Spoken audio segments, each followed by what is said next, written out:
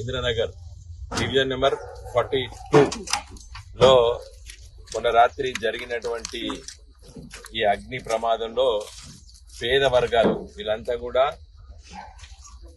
సామాజికంగా వడ్డెర కులస్తులు, వీళ్ళందరూ రెక్కాడితే డొక్కాడనేటువంటి కార్మిక వర్గము. వీళ్ళు దాదాపు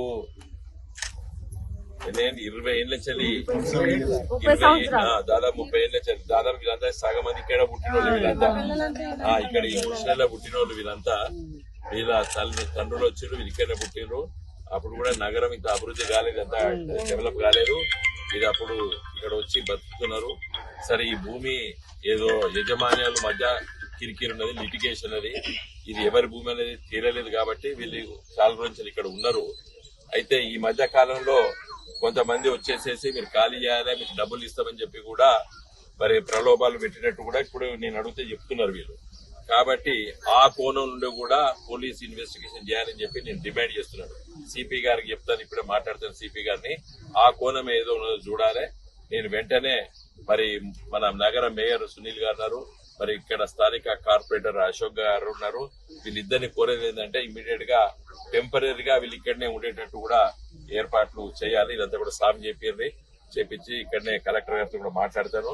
టెంపరీ ఇక్కడే ఉండాలి, ఎందుకంటే స్థాన బలాన్ని వికెట్ చేస్తే వాళ్ళు బతుకులు చేయరు, వాళ్ళకి కష్టమవుతుంది. కాబట్టి దెబ్బన ఏమైనా కుట్ర కోణం ఉన్నట్టయితే వాడు అనుకున్నది అవుతుంది, వీళ్ళు కాల్ చేసిపోతే అయిపోతుంది. దీన్ని ఎంకరేజ్ చేయొద్దు.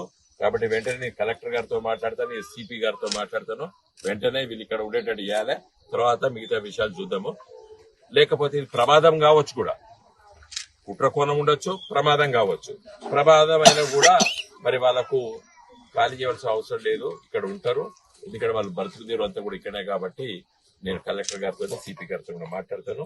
మరి వెంటనే సహాయ చర్యలు కూడా తీసుకుంటున్నారు. మా పార్టీ తరఫున కూడా మేము కొంత ఆర్థికంగా మీకు సాయం చేస్తాము. మా స్థానిక కార్పొరేటర్ అశోక్ గారు, మరి మా పార్టీ బీఆర్ఎస్ పార్టీ తరఫున కూడా వారు ఒక్కొక్క కుటుంబానికి మరి మీరు రోజువారీ ఖర్చులు ఉంటాయి కాబట్టి అవి కూడా సాయం చేస్తాం. 1 లక్ష రూపాయలు మీకు ఇప్పుడే అశోక్ గారు మీకు ఇస్తారు.